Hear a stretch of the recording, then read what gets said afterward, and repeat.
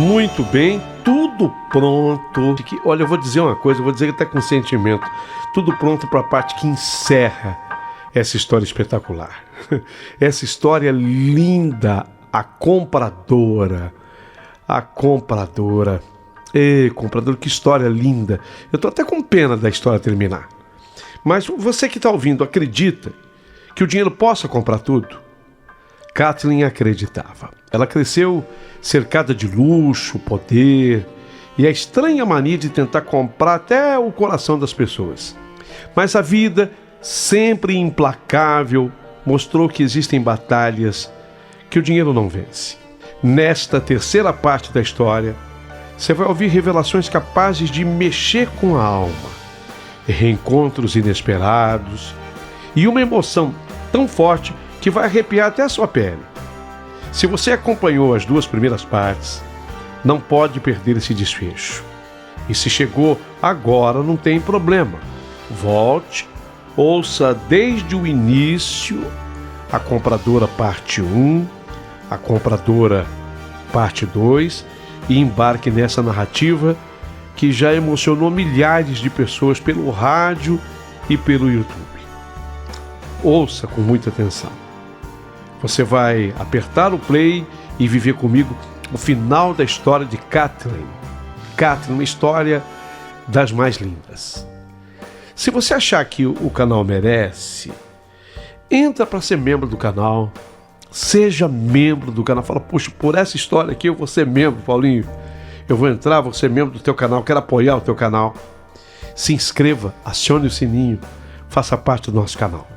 Agora é hora de preparar o teu coração, porque o derradeiro capítulo da história de Kathleen acabou de começar. Rádio Emoção. Paulinho, boa pessoa. A verdade de cada um.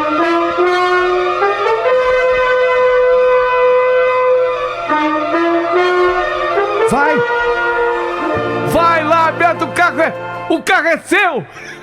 O carro é... Vai lá, Beto! Kathleen, não, isso não pode ser pra mim. É pra você sim, lógico que é, você merece. Ele ficou sem reação. Ele foi se aproximando do carro, ele passou a mão no capô, ele deslizou o dedo pela lataria. Ele parecia uma criança diante de um brinquedo, mas não era qualquer brinquedo, não. Era o brinquedo mais caro da loja. Ele entrou no carro devagar, quase pedindo desculpa pro carro, para tocar no carro.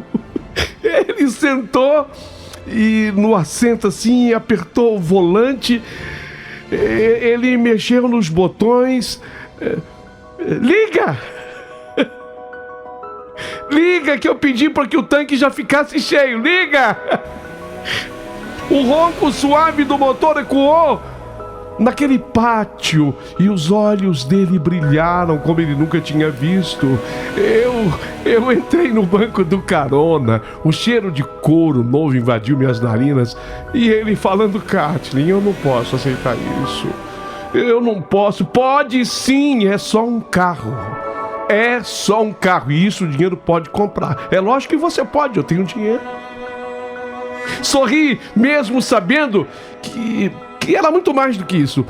Não, Kathleen, isso é muito, pra mim é muito. Eu não quero me sentir comprado, sabe? Não é compra, você tá louco, é presente. Eu só quero ver você feliz. Ele balançava a cabeça tentando resistir, mas eu sabia que por dentro ele estava em êxtase. O menino não muda. O menino é o menino. O menino fica feliz com a bola de capotão, com a chuteira, com a camisa do time de futebol. Ele fica feliz com o carrinho e fica feliz com o carrão. É o menino, é uma criança. Eu toquei o braço dele firme. Beto, me escuta. Você trabalha duro todos os dias, você ajuda a sua mãe, você é um ótimo filho, você não descansa, você mais do que ninguém merece isso. E eu quero estar ao seu lado cuidando de você. Se for preciso, eu compro o mundo para te ver sorrindo. Eu compro o mundo! Ele fechou os olhos, suspirou fundo. Ficou em silêncio alguns segundos que pareceram eternos. Então, com um olhar que misturava gratidão e rendição, ele falou baixinho: você acha mesmo que eu mereço? Merece! Tá bom, Kathleen. Então eu aceito. E naquele momento eu senti como se tivesse vencido uma batalha. O carro estava ali, mas o que eu queria mesmo era a volta dele. E eu sabia com toda certeza que aquele presente não era só um gesto. Era a minha forma de dizer: você é meu, eu não vou deixar você escapar. E nos dias que se seguiram, eu me senti a mulher mais poderosa do mundo. Beto, mesmo relutante, ele pegou a mochila, as malas, e agora de X1 BMW ele voltou para casa. E eu observava cada passo dele, cada suspiro, como quem observa um diamante que não pode perder o brilho. Só que quanto mais ele se acostumava com os luxos que eu lhe proporcionava, mais eu tinha medo de perdê-lo. Era como uma sede sem fim. Você já sentiu uma sede sem fim? Você toma água, mas a sede continua lá. Eu não conseguia apenas deixar que ele fosse trabalhar. Eu não conseguia deixar que ele fosse atender as suas alunas, ganhar o próprio dinheiro. Eu queria que ele vivesse para mim, só para mim. Eu não queria ele envolvido com aquelas mulheres bonitas. Ele só tinha uns 2, 3 homens que ele atendia. O resto, tudo mulher, tudo mulher. Por quê? E foi assim que nasceu quase que um veneno doce na minha mente. Se eu der a ele o que ele sempre sonhou, ele nunca mais vai embora. E Beto falava com paixão quase todos os dias sobre um sonho antigo. Ele queria ter a própria loja de suplementos, ser o dono do próprio negócio, não depender mais de academia nem de horário. E quando ele falava disso, os olhos dele brilhavam de um jeito que eu nunca tinha visto. Era como se ele enxergasse a própria liberdade. E foi aí que eu decidi. Se ele queria liberdade, eu iria comprá-la para ele. Mas seria uma liberdade sob a minha coleira. E numa noite, sentados à mesa, eu larguei assim o garfo, olhei fixamente nos olhos dele e mandei: Beto, eu tenho uma proposta. A minha voz saiu firme. Ele arqueou a sobrancelha desconfiado. Que proposta, Kathleen? Se você se casar comigo, eu abro a sua loja do jeito que você sempre sonhou. Assim, completa. Sua loja, completa. A sua loja de suplementos. A sua loja. O silêncio que se instalou foi tão pesado que eu quase ouvi o meu próprio coração batendo. Ele ficou parado, os lábios entreabertos. Sabe quando a pessoa fica te olhando assim, abobada? A cara era... os lábios entreabertos, ele ficou parado. Kathleen, você tá falando sério? Ele perguntou já meio engasgado. Estou e nunca estive tão séria na minha vida. Eu sabia que eu estava jogando todas as minhas cartas. Não era só proposta, era um contrato invisível, era uma prisão dourada. Ele se recostou na cadeira, passando a mão pelo cabelo nervoso, e eu quase podia ouvir os pensamentos dele. Aceitar seria como vender a alma, recusar seria abrir mão de um sonho que talvez nunca mais tivesse chance de realizar. Eu sorri, me inclinei para frente e segurei a mão dele. Eu faço tudo por você, Beto, mas eu quero você para mim, só para mim e para sempre. Ele demorou a responder, mas por fim ele balançou a cabeça lentamente, como quem se rendesse a uma força maior. Tá, Kathleen. Se você tá falando sério, eu aceito. E naquele instante eu senti um êxtase que não cabia dentro de mim. Eu tinha vencido outra vez. Se o dinheiro pode, pode. E a partir dali tudo se desenrolou numa velocidade absurda. Cheguei até a contratar uma arquiteta, consultores, fornecedores. Eu abri uma conta, passei o dinheiro para essa conta e coloquei tudo no nome dele. O ponto da loja é muito legal, num lugar ótimo. O Beto andava orgulhoso, exibindo a chave da BMW e agora a chave do prédio e da loja. Então, 4 meses depois disso, estávamos diante de um altar. Até meus pais vieram. Eles me chamaram de louca antes, lógico. Disseram que eu estava cavando a própria cova, emocional. Mas eu não liguei, eu estava linda, pelo menos eu me sentia assim. Um vestido de renda importada e Beto impecável, num terno sob medida, me dando um abraço. E umas invejosas assim na igreja olhavam para ele. Que se dane, que se dane. Elas não têm o que eu tenho. A cerimônia foi pequena, quase íntima, mas para mim foi um espetáculo. Eu não precisava de aplauso, de convidados ilustres, eu não queria nada disso. O que eu precisava era estar ali, e ao meu lado ele, Beto, o homem que eu havia conquistado. Eu havia conquistado! Com dinheiro, eu havia conquistado! Com lágrimas, com obsessão e dinheiro, eu havia conquistado! Naquela noite, deitada na cama ao lado dele, eu não pensava no futuro, eu só repetia para mim mesma como uma oração doentia. Agora ele é meu, agora ninguém vai tirar você de mim. Não me canso de falar que te amo e que ninguém vai tirar você de mim. Na manhã seguinte, o sol parecia iluminar tudo. Mas sei lá, eu senti um peso estranho no peito. Ele estava lá ao meu lado, mas alguma coisa já estava me incomodando no olhar do Beto. Meses depois do casamento. Meses depois. Sabe, não era brilho naqueles olhos. Havia uma sombra, uma distância que eu não conseguia decifrar. Você tá bem, Beto? Eu perguntei tentando soar casual até, mas a minha voz soou mais trêmula do que eu gostaria. Ele suspirou, se virou para mim, evitando meu olhar. Kathleen, eu não sei. Sabe o quê?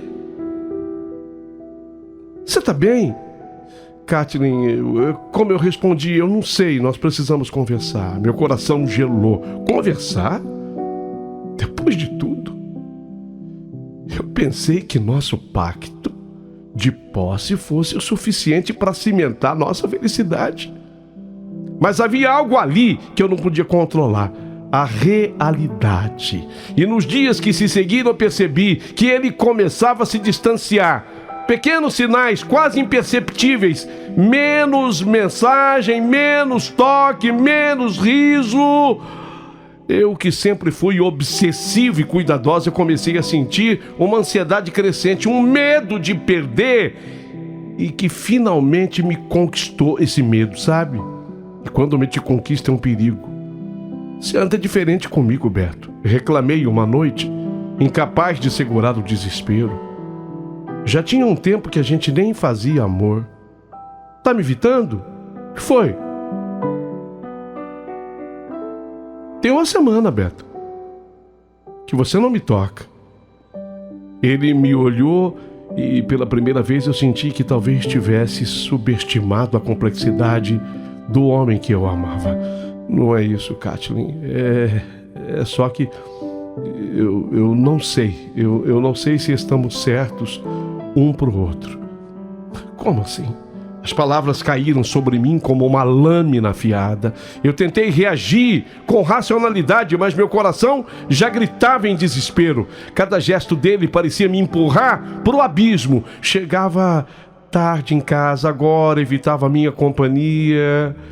Eu estava envolvido com a loja, eu tive que esperar a mercadoria ser entregue, eu tive que acertar a nota. Eu fui atender uma cliente que reclamou de um produto que não havia sido entregue. Não sei, havia alguma coisa assim no jeito dele falar, um cansaço, uma frieza que me dilacerava. Você vai percebendo isso? Lógico que vai! Minha obsessão, que antes parecia garantida, começou a se transformar em medo. E medo de perder. Medo de ter investido tudo em alguém que poderia simplesmente me abandonar. Então eu comecei a vigiar cada passo dele, cada mensagem, cada encontro. E quanto mais eu tentava controlar, mais ele se afastava. Numa noite, finalmente explodimos. Ele entrou em casa com um olhar pesado e eu, incapaz de conter minha fúria, joguei tudo na cara dele. O que você quer de mim, Beto? Você não tá me tocando mais, Beto! Você tá indiferente comigo! Por que você tá me tratando assim? Se eu dou tudo, faço tudo por você! Ele me respondeu com calma, mas com uma dor silenciosa. Eu gosto de você. Eu te amo, mas não assim. Eu não posso viver sufocado. Eu não posso viver com medo. Eu sinto, sabe, Kathleen, que você me sufoca. Aquelas palavras dele me perfuraram por dentro e eu que sempre pensei que amar pudesse ser comprado, controlado pelo menos. Agora eu percebia que existia algo que escapava de mim. A liberdade dele. E quanto mais eu tentava prendê-lo, mais ele fugia, se afastava. E naquela noite, pela primeira vez, eu chorei sozinho, sentindo a frustração de quem acreditava ter tudo, mas na verdade estava prestes a entender que não tinha nada. E eu perderia o essencial. Os dias seguintes foram inferno silencioso. Cada gesto dele parecia carregado de tensão. Cada palavra soava como julgamento. E eu, que antes me orgulhava de ter o controle, sentia-me impotente diante do que acontecia. O medo de perdê-lo me transformava. Eu questionava cada olhar, cada sorriso, cada conversa que ele tinha fora de casa. Você estava com quem hoje? Eu perguntei, incapaz de conter as minhas suspeitas ao notar o seu atraso. Ele suspirou, exausto, e desviou o olhar. Eu tive um compromisso de trabalho, caramba! Por que essa obsessão, Kathleen? Você não era assim, pô! Obsessão? Eu repeti com raiva. Você me engana, você mente pra mim e ainda tem coragem de me chamar de obsessiva? Ele recuou e pela primeira vez eu notei medo em seus olhos. Não medo de mim, mas o medo do que nossa relação estava se tornando. E aí ele exclamou: eu não aguento mais viver assim, brigar assim. Eu não quero que seja assim. Eu te amo, mas você me sufoca, Kathleen. Você me persegue, me destrói. Você não me deixa viver. Tá, é isso. Você não me deixa viver. Aquelas palavras me queimaram por dentro. Eu queria gritar, implorar, fazê-lo ficar. Mas sabia que qualquer tentativa poderia piorar a situação. No entanto, a obsessão falava mais alto do que a razão. Eu precisava dele, mesmo que isso significasse me perder no processo. Então eu comecei a cercá-lo de todas as formas possíveis. Mensagens constantes, ligações, perguntas sobre cada detalhe do dia. Cada negativa dele me arranhava a alma. Cada olhar distante se transformava em tortura. Eu não percebia, ou talvez não quisesse perceber, que o amor que eu sentia havia se transformado em algo tóxico, perigoso, sufocante. Ele, por sua vez, começou a se fechar. Passava horas fora, voltava calado, distante, evitando qualquer contato físico ou emocional. Quando eu tentava puxar o assunto, ele apenas respondia com monossílabos ou suspirava como se carregasse o peso da nossa relação inteira nos ombros.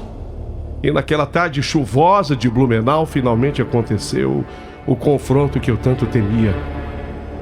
Kathleen, chega. Que foi? O que você falou aí? Kathleen, chega. Eu preciso de espaço. Se continuar assim, vamos acabar nos destruindo. E eu não quero isso. Espaço?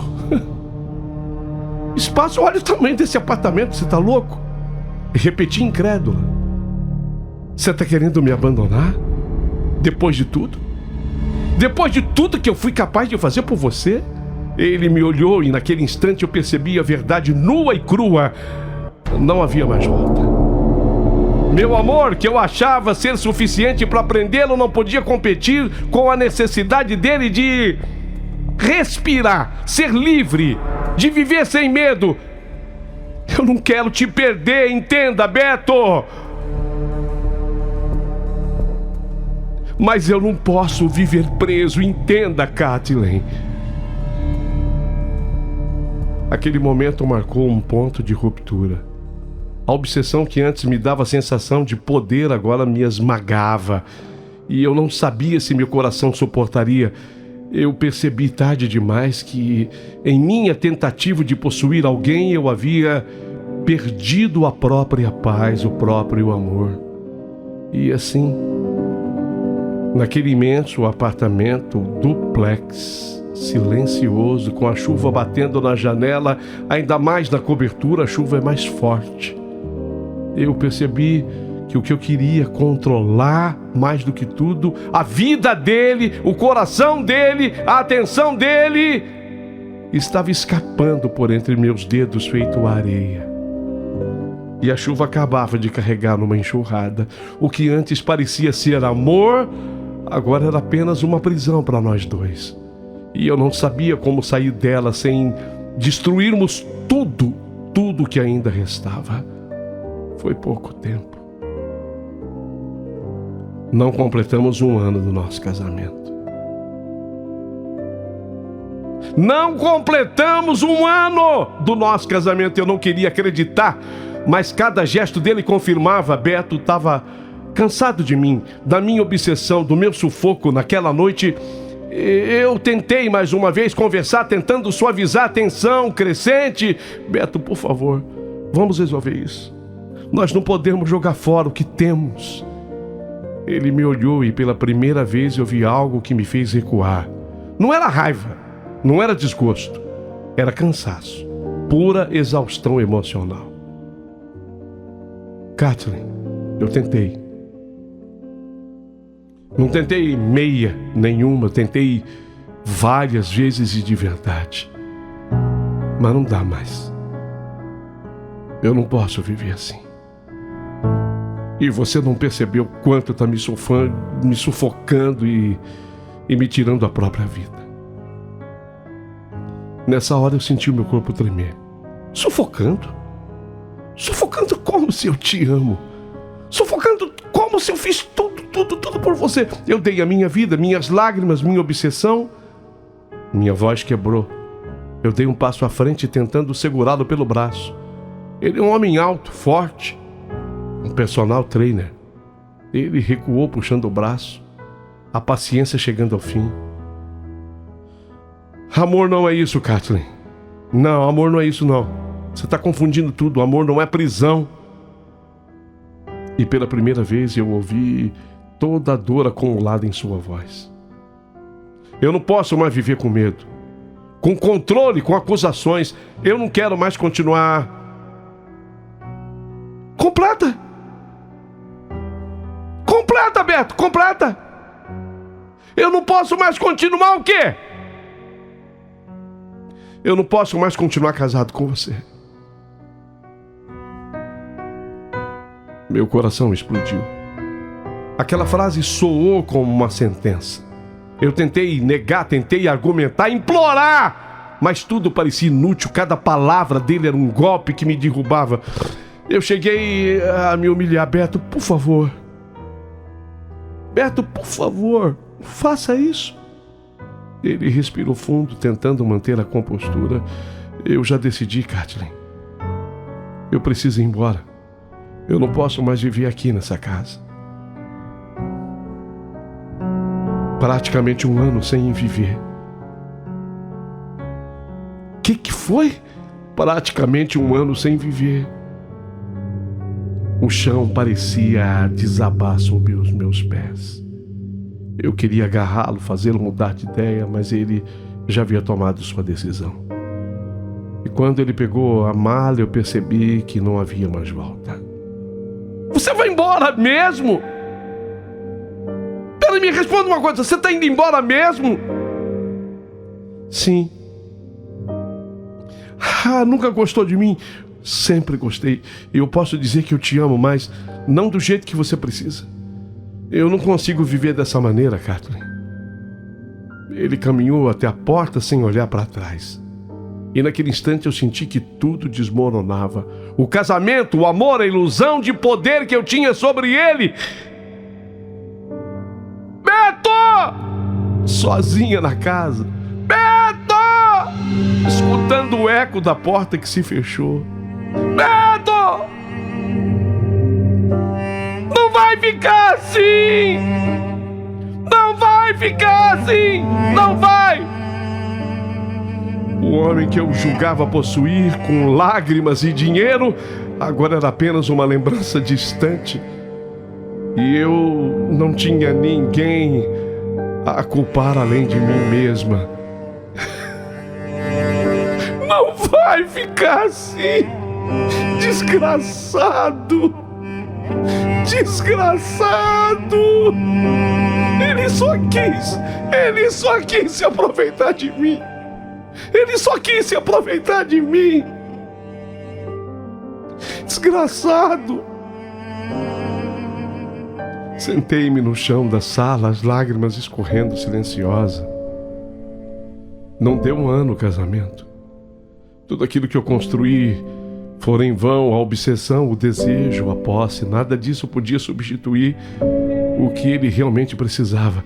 Ele queria liberdade, respeito, amor sem sufoco.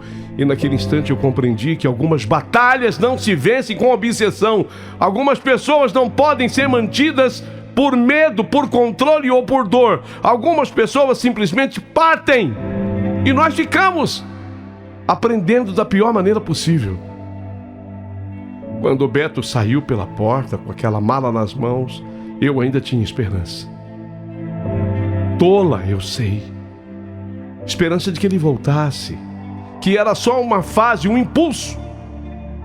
Mas os dias foram se arrastando e eu só recebia silêncio. Silêncio no telefone, silêncio no portão, silêncio no coração. E foi aí que a revolta nasceu dentro de mim. Eu pensava, como assim? Ele vai embora levando tudo que eu dei pra ele? Mas não vai mesmo! O carro que eu comprei, a loja que eu montei, o futuro que eu desenhei, tudo, absolutamente tudo, agora nas mãos dele, fui eu que dei, ele não tinha nada. A raiva queimava por dentro. Eu, Kathleen, criada no luxo, acostumada a comprar o afeto e a lealdade desde a adolescência, agora eu estava sendo derrotada pelo mesmo dinheiro que eu sempre usei como arma. A arma se voltando contra mim. Não vai não! Não vai mesmo! Procurei os advogados da família, homens que sempre foram fiéis aos desejos da nossa família. Entrei no escritório, vim a São Paulo. Como quem entra num tribunal particular, bati na mesa exigindo respostas. O nosso maior especialista em assuntos família. E eu cheguei para ele e falei: doutor, eu quero o meu carro de volta. Fui eu que comprei. Eu quero a loja, eu quero aquela loja fechada. Eu quero ele no chão. Eu quero ele sem nada. Eu quero ele suplicando, vida. E eu quero chutar a cabeça dele. O advogado mais velho do grupo, Dr. Álvaro, respirou fundo antes de me encarar com os olhos de quem carregava uma sentença dura. Kathleen, fala, Dr. Álvaro. Lamento muito, mas não há nada a ser feito. O carro está no nome dele. A loja também. Você não deixou nada no seu nome. Você passou tudo pra ele. Fazer o quê? A não ser que ele, por uma consciência, resolva lhe devolver. Mas do ponto de vista jurídico, tem o que fazer. Não pode ser. O senhor vai dar um jeito. Você sempre der um jeito. Não dessa vez, Kathleen. As coisas não são exatamente como você deseja que elas sejam. Você entregou tudo de mão beijada para ele, tudo assinadinho, tudo certinho.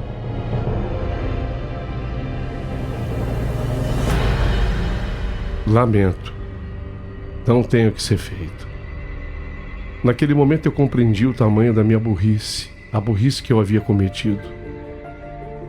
Não tinha sido amor, não tinha sido entrega, tinha sido um controle assinado com a minha própria obsessão. Saí daquele escritório em São Paulo cambaleando.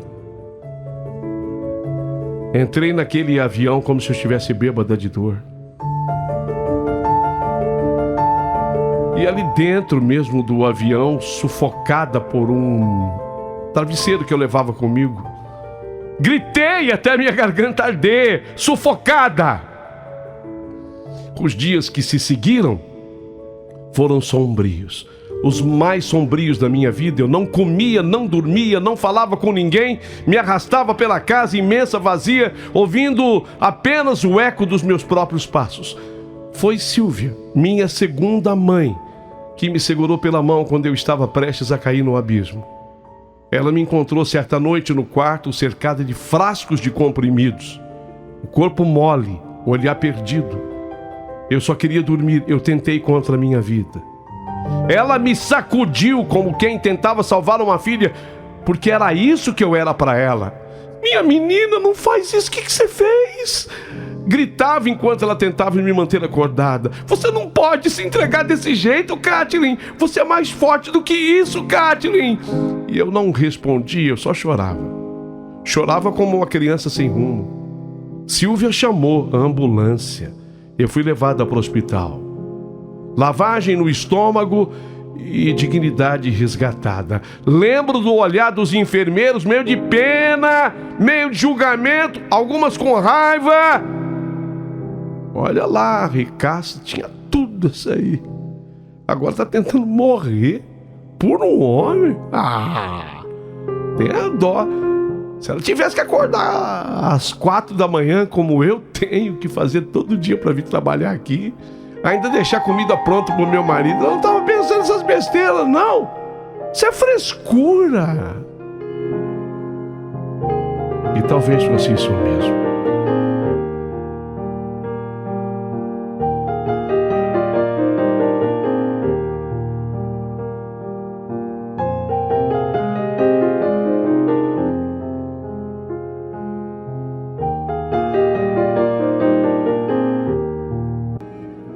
Quando eu recebi alta do hospital, eu fiquei internada, fiquei uns 3 dias.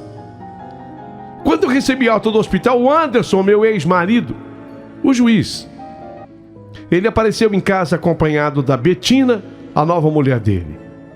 Ele, juiz de direito, sempre tão firme, me olhou com aquela dureza de quem não tinha tempo para melodramas. O jeito objetivo dele ser: Kathleen, precisamos conversar sobre o Bernard. Bernard, nosso filho. Disse direto ao ponto. Eu acho melhor o Bernard ficar comigo por enquanto. Você está em condições precárias e totalmente sem condição de cuidar dele.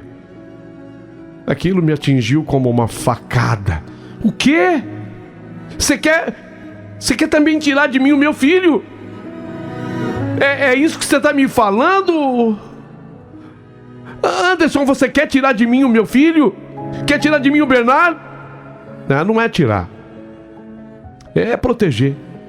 O Bernard não pode crescer nesse ambiente de instabilidade com você, se dopando de remédios. O menino vai ser influenciado por isso tudo e surtando por causa de um relacionamento fracassado. Tá na hora de você crescer e deixar de ser menina. Você já tem idade para assumir sua vida. Eu quis bater nele, eu quis quebrar a cara dele. Eu quis quebrar a cara daquele homem que um dia eu jurei amar, mas eu não consegui. Porque no fundo eu sabia que ele tinha razão. E foi assim que meu filho, o meu Bernard, a minha âncora, também acabou afastado de mim. As noites voltaram a ser silenciosas, mas agora o silêncio doía ainda mais. Eu não tinha o Beto, eu não tinha o Bernardo, eu não tinha os meus pais que haviam virado o rosto para mim.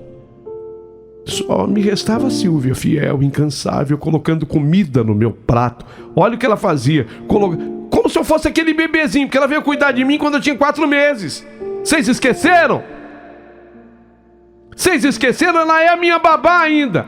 Então ela colocava comida no meu prato, enxugando minhas lágrimas e repetindo como um mantra: você ainda vai se levantar, minha menina. Você vai vencer, Kathleen.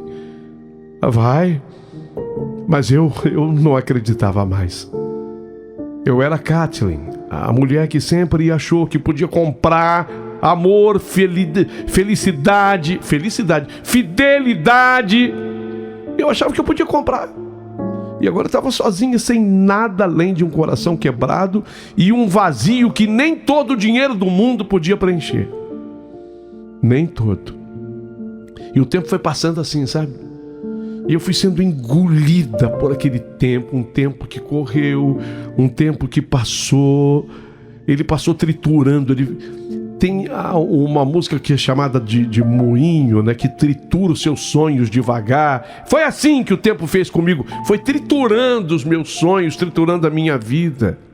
Quando eu olhei para mim, eu me achei velha, com 41 anos. 41 anos eu me achei velha. Eu já não era mais aquela mulher deslumbrante, confiante, que achava que o mundo se curvava a um cartão de crédito ou a uma transferência bancária. Meu corpo, outrora esculpido por horas de academia, estava pagando um preço que eu jamais imaginei. O abuso de anabolizantes, os remédios para dormir, o álcool para anestesiar minha alma. Tudo somado foi minando meus rins e meu fígado. Foi minando meus rins e meu fígado. E principalmente o meu coração. E começou com pequenas promessas não cumpridas do meu organismo. O inchaço nos tornozelos, a urina escura, a minha pressão arterial subindo sem parar, assim, do dia para a noite, sem eu fazer nada, noites em claro, a vontade de dormir para nunca mais acordar daquele pesadelo. Comecei com os exames, creatinina altíssima, taxa de filtração glomerular que despencavam, diagnóstico. Kathleen, o assunto é sério. Você está com insuficiência renal crônica em estágio avançado. Seus rins estão parando. E nada quer fazer voltá-los como antes. Eu lamento informar, mas você vai ter que fazer hemodiálise. Vamos começar com uma vez por semana, mas eu acho que não vai ser suficiente. E se a coisa continuar assim, você vai precisar de transplante de rim para sobreviver de verdade. Quê? Doutor, o quê? O que o senhor está falando? Eu estou falando que chegamos a esse ponto. Eu morrer? Não é você, Kathleen. É qualquer ser humano que não se cuida. Não é você. Mas eu só tenho 41 anos. Eu já perdi pacientes mais jovens que você. É por isso que Deus dá à pessoa humana 2 rins. Eles são fundamentais. Mas eu tô com problema nos 2? Sim, nos 2. E se não resolver? Transplante renal. Não há outra coisa, transplante renal. Não é possível, doutor. Lamento. Tá tudo comprovado por exame, mas você é livre para consultar a quem queira. O mundo desabou de novo na minha casa, no meu apartamento tão grande, tão duplex, tão cobertura, tão cheio de objetos caros.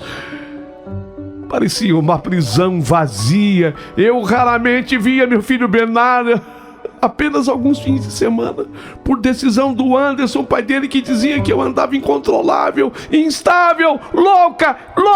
Ela é louca, o filho não pode ficar com ela, senão ele aprende coisas erradas. Os meus avós, que moravam em Pomerode, aqueles que me ensinaram a amar o marreco recheado, o chopp gelado caseiro, as festas no Jardim Germânico, tinham partido já.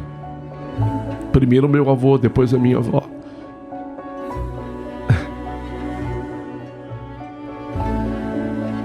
A minha mãe viajou para a Alemanha, na região da Pomerânia, numa cidade chamada Lübeck. Tinha ido Matilda, devastada com a morte dos pais dela. Foi para Lübeck.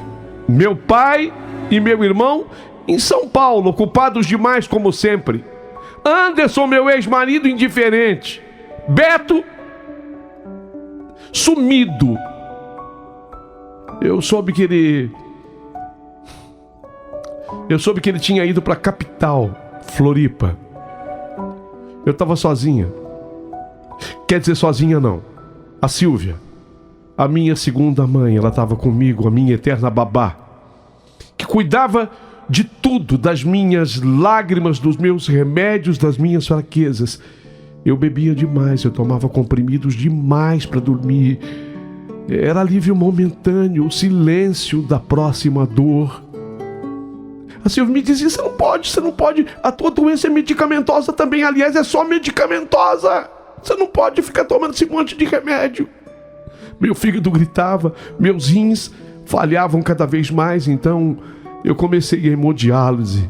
A máquina se tornou meu espelho, frio, impessoal, necessária.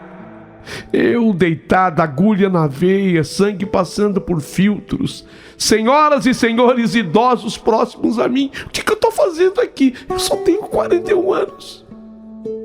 Eu que pensava estar acima de tudo, acima da fragilidade humana, agora dividindo o mesmo espaço de um hospital, numa sessão de hemodiálise com velhos e velhas, gente sem dente, gente sem condição. Uma vez por semana nada, 3 vezes na semana eu estava fazendo. Eu precisava de um transplante de rim. Silvia foi a primeira a se oferecer, como sempre esteve disposta a me dar a sua vida se pudesse. Mas os exames deram negativo, ela era incompatível comigo. Sua dor me doeu como uma apunhalada. Ver aquele amor sem retorno possível me encheu de culpa. Eu pensei, é agora que eu vou provar que o dinheiro pode tudo, o dinheiro pode tudo, eu vou comprar um rim. Eu vou comprar um rim. A minha vida inteira fui compradora de afeto, de presença, de lealdade. Agora eu queria comprar a minha sobrevivência. Eu vou comprar um rim, eu não vou ficar nessa fila. Pesquisei. Eu não vou dizer sites, não vou dizer que tipo de internet eu busquei, mas eu pesquisei e eu encontrei um anúncio. Eu lamento informar, mas tem esse tipo de anúncio na internet. Um homem em Curitiba anuncia vendo um rim urgente, R$150 mil. Ele precisava de dinheiro para salvar uma empresa que iria à falência e pagar a pensão atrasada de uma filha e evitar sua prisão. Tudo parecia perfeito. Resistência mínima para ele. compatibilidade. Ele aceitou fazer os exames. E os exames confirmaram. Ele era compatível a mim. Eu compro o rim do senhor. Eu vou comprar. À vista, tá? Sim. Mas tem uma parte que eu quero, eu preciso adiantada. Adiantada não, adiantada eu não posso. Mas eu preciso. Eu tô devendo uma pensão e eu sei que já saiu a ordem de prisão contra mim. Quanto que o senhor deve? 50 mil. 50 mil precisa ser adiantado. Olha aqui. O senhor não sabe com quem o senhor está falando. Eu sou filha de um dos maiores advogados criminalistas. E o senhor sabe o que é advogado criminalista? É gente que lida com bandido, tá? Eu vou mandar o dinheiro, 50 mil. Eu vou mandar o dinheiro, 50 mil. Se o senhor não aparecer, o senhor vai ser encontrado, nem que seja no inferno, mas vai ser. Por favor, eu dou a minha palavra. Eu mandei os 50 mil pro homem. Deu errado. Mas o homem não tinha mentido, porque na rodoviária, a mulher, a esposa dele, soube da história mas foi avisada ela que ele estava fugindo. Ela avisou a polícia, ele foi preso. Ele foi preso. Pensão, devia mesmo. Devia, sei lá, se 50 mil, não sei quanto, mas devia.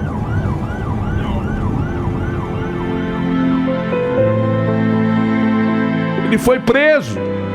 Eu perdi o dinheiro que eu mandei. Mas isso não me importava, eu perdi o rim que estava combinado, caramba, eu perdi o rim.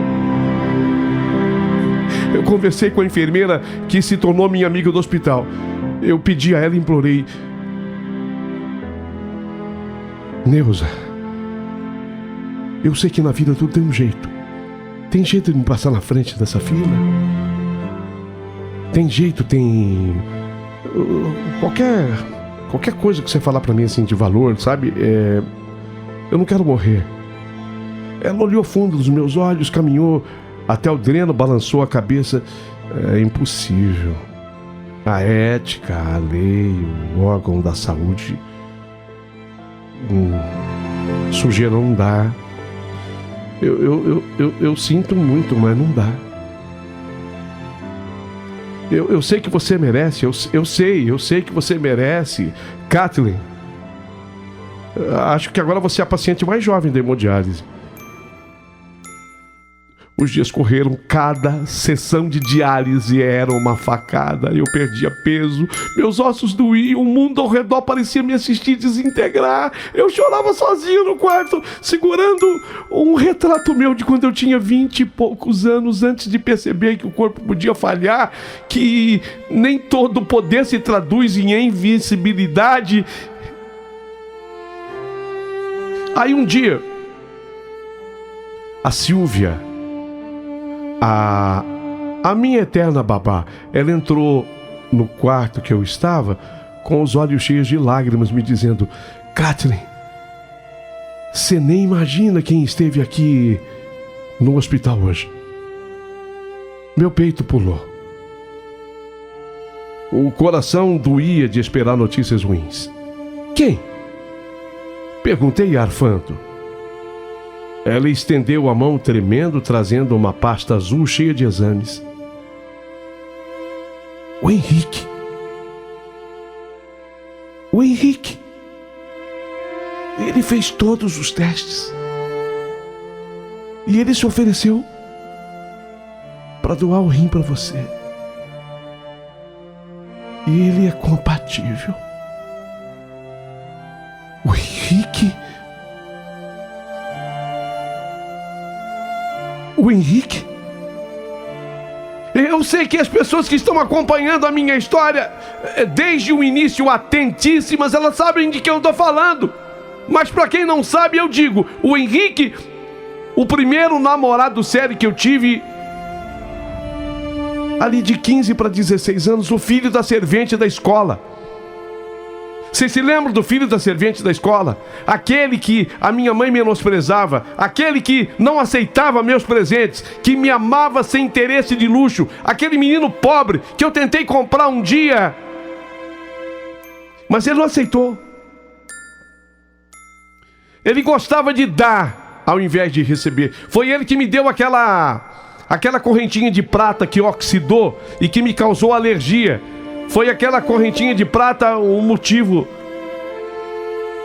dos motivos da nossa separação. Não acredito, o Henrique.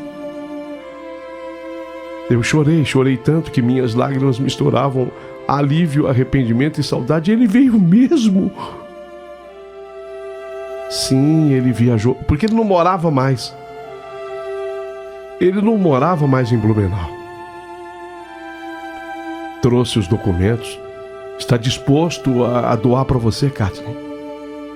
No instante que a Silvia falou isso, eu senti um nó se desfazer na minha garganta.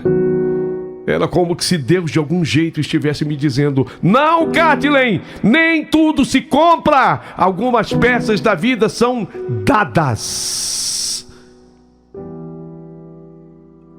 As coisas boas são de graça, irmão. As coisas boas são de graça, irmão. Mas eu também sei qual é meu coração ferido, cauteloso. Fiquei ali deitado olhando para o teto branco, lembrando de cada gesto que eu fiz, tentando comprar os outros, tentando garantir a minha infelicidade.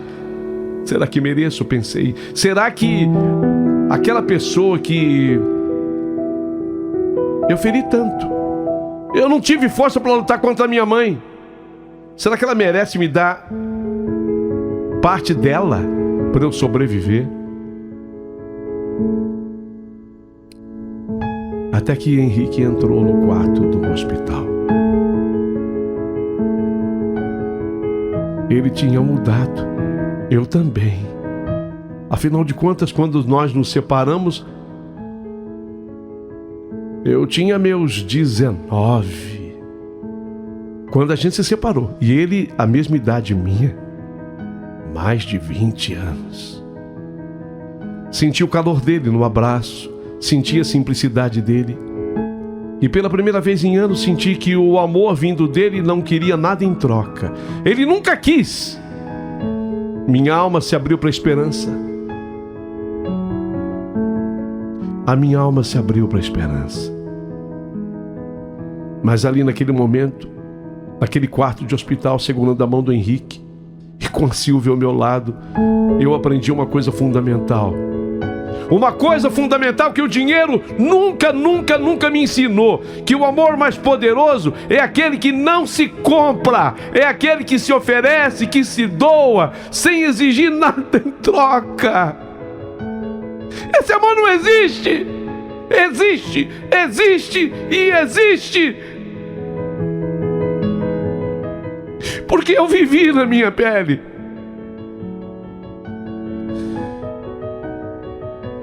A cirurgia aconteceu e foi um sucesso.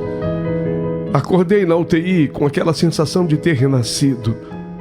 Como se cada célula do meu corpo estivesse sendo regada de novo pela vida. O rim de Henrique funcionava agora em mim. Uma dádiva que eu jamais poderia pagar. E eu que passei a vida inteira acreditando que tudo tinha um preço. Eu estava ali respirando graças a um presente que não tinha valor monetário. Quando eu abri os olhos e vi a Silvia chorando ao meu lado, eu senti vontade de agradecer o mundo inteiro. Mas o primeiro nome que saiu da minha boca foi o dele, Henrique. Henrique. Silvia sorriu entre lágrimas e segurou a minha mão. Como é que ele tá? Ele tá bem, Kathleen. A cirurgia, você sabe que acontece com os dois, mas ele tá ótimo. Tá descansando no quarto, não tá na UTI. Meus olhos se encheram de lágrimas, porque o Henrique tinha arriscado a própria vida por mim. Aquele menino pobre, filho da servente da escola alemã em que eu estudei e que minha mãe tanto desprezava. Ela dizia: ele só tá nessa escola porque a mãe dele ganhou a bolsa de estudo, ele não tem condição de entrar nem no portão. Besta! E você quer namorar esse pobretão? Os dias de recuperação no hospital foram uma mistura de dor física e uma paz que eu nunca antes havia sentido. Eu pensava em tudo, nos meus erros, nos meus vícios, no vazio que eu tentei preencher com bens, com homens, e pensava em Henrique. 3 anos da minha juventude foram ao lado dele, dos 16 aos 19, e foram os melhores da minha vida, mesmo que eu só tenha percebido isso agora, depois de tanto sofrer. Ele era simples, verdadeiro, levava-me para caminhar no parque, comprava correntinha de prata para me dar, que oxidava, que ficava preta e que me causava alergia. E daí? Eu era menina imatura, e Matilda, a minha mãe, fazia questão de repetir que aquele namoro era uma vergonha para ela, que eu merecia alguém do meu nível. Te coloquei lá pra você namorar filho de desembargador, de juiz. De juiz. Eu até casei com um. Não deu certo. Agora, deitada numa cama de hospital, com parte dele dentro de mim, tudo se tornava mais claro. No 3º dia após a cirurgia, a enfermeira entrou sorridente: Dona Kathleen tem visita surpresa. E ele entrou, pálido ainda, se recuperando ainda, mas o mesmo olhar sereno que eu conhecia desde a adolescência. Henrique, eu sussurrei. Henrique, ele se aproximou devagar, sentado na cadeira ao lado da minha cama. Como você está? Perguntou com a voz baixa. Viva! Eu respondi sorrindo entre lágrimas. Viva porque você me deu a vida. Ele baixou os olhos, como sempre fazia quando ficava sem jeito. Não fiz nada demais, Kathleen. Eu só quis que você tivesse uma nova chance. Eu estendi a mão e segurei a dele. Suas mãos eram grandes, firmes, calejadas, mãos de quem trabalhou de verdade uma vida inteira. Você sempre foi assim, Henrique, o único que nunca quis nada de mim. Eu só queria que você me amasse do jeito que eu era, Kathleen. Porque eu sempre amei você. Os dias passaram e nossas conversas ficaram mais longas. Henrique estava separado, tinha um casal de filhos adolescentes e falava deles com orgulho, com a mesma doçura de sempre. Eu via nele o mesmo homem íntegro que eu havia conhecido. E pela primeira vez em muito tempo, eu não queria comprar mais nada. Eu não queria oferecer mais nada. Eu só queria estar ali com ele. Eu me apaixonei de novo. Eu me apaixonei de novo. Eu me apaixonei de novo. Não, a verdade é que eu apenas redescobri um amor que sempre existiu, que estava adormecido. Era ele, o amor adormecido do meu coração. Foi então como se o universo tivesse devolvido parte de mim que havia se perdido.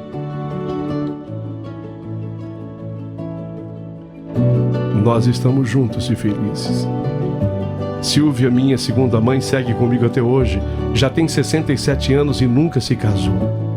Opção dela, nunca quis se casar. Muitas vezes eu insisti, dizendo que ela deveria ter construído a sua própria família, mas ela sempre sorri e responde: eu nasci para cuidar de você, Kathleen. Essa é a minha missão. E eu acredito, porque sem ela eu jamais teria sobrevivido. Meu ex-marido Anderson, casado com a Betina, às vezes eu ainda os encontro em algum evento social. Bernard, meu filho, hoje com 25 anos, é o meu maior orgulho. Está prestes a se formar em Direito e pronto já para receber o diploma. É um homem bem preparado. Minha mãe, Matilda, vive na Alemanha. Casou-se por lá e não voltou. Meu pai, já aposentado, mora em São Paulo. Mantemos uma relação mais próxima. Meu irmão A mesma coisa. O Beto, eu sei que as pessoas vão perguntar dele. Eu ouvi dizer que se casou, mas que o casamento não deu certo. Continua em Florianópolis trabalhando como personal. Quando soube disso, senti uma pontada no peito, mas logo passou.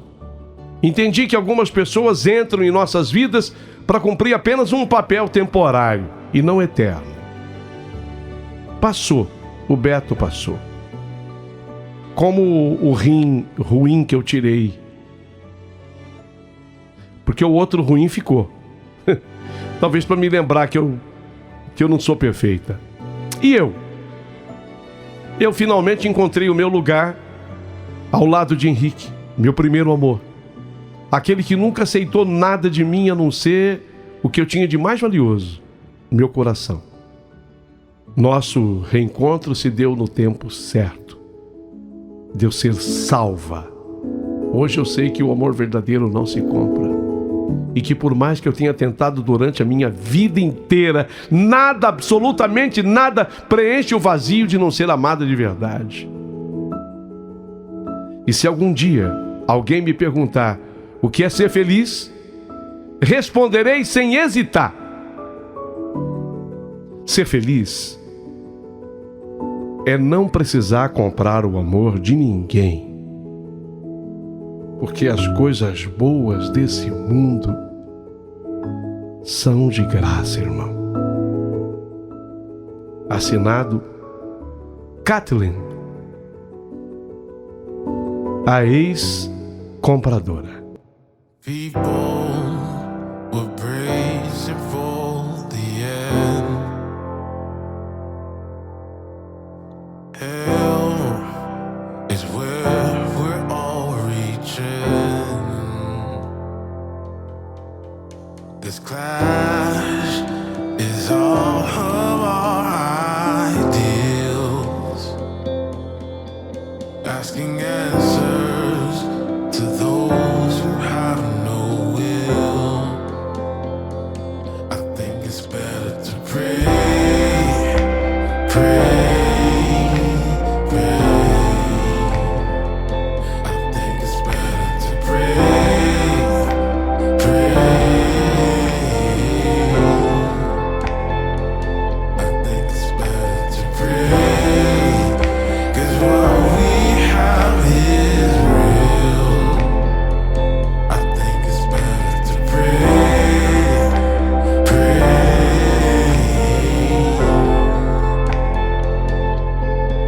See the earth, it shakes, it burns, it tears. And people look up, and the clouds are red of fear. And the sun and the moon in the atmosphere. And the light in the world is so near. All you mothers and fathers and sons and daughters, the war's at your door. What you waiting for? Better pray, pray.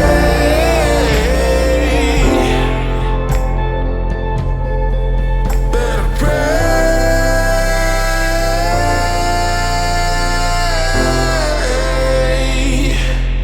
It's better to pray, pray.